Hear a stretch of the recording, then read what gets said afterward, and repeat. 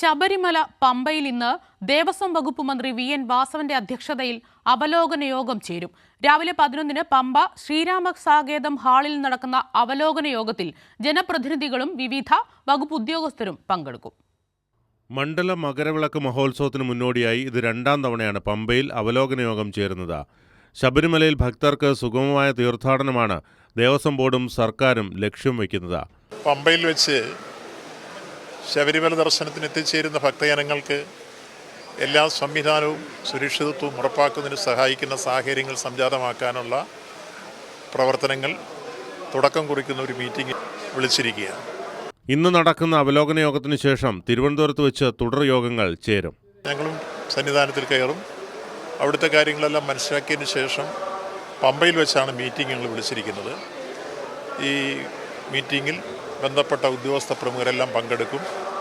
ദേവസ്വം ബോർഡിൻ്റെ പ്രസിഡൻ്റുണ്ട്, മെമ്പർമാരുണ്ട്. അതോടൊപ്പം തന്നെ ഇതിൽ സഹകരിക്കുന്ന മറ്റ് പശ്ചാത്തല സൗകര്യം ഒരുക്കുന്നവരെല്ലാം ഉണ്ട്. അതിനുശേഷം പിന്നീട് തിരുവനന്തപുരത്ത് വെച്ച് സെക്രട്ടേറിയറ്റിൽ അടുത്ത മീറ്റിംഗ് 24-ാം തീയതി കൂടും. പിന്നീട് ക്രമമനുസരിച്ച് നടക്കേണ്ട കാര്യങ്ങളെല്ലാം നടത്താൻ ആവശ്യമായ നീക്കങ്ങളുണ്ടാകും. തിങ്കളാഴ്ച വൈകിട്ട് പമ്പയിലെത്തിയ ദേവസ്വം വകുപ്പ് മന്ത്രി വി.എൻ. വാസവൻ പമ്പയിൽ തീർത്ഥാടകർക്ക് ഏർപ്പെടുത്തിയ സൗകര്യങ്ങൾ വിലയിരുത്തി. കൈരളി ന്യൂസ്, പത്തനംതിട്ട.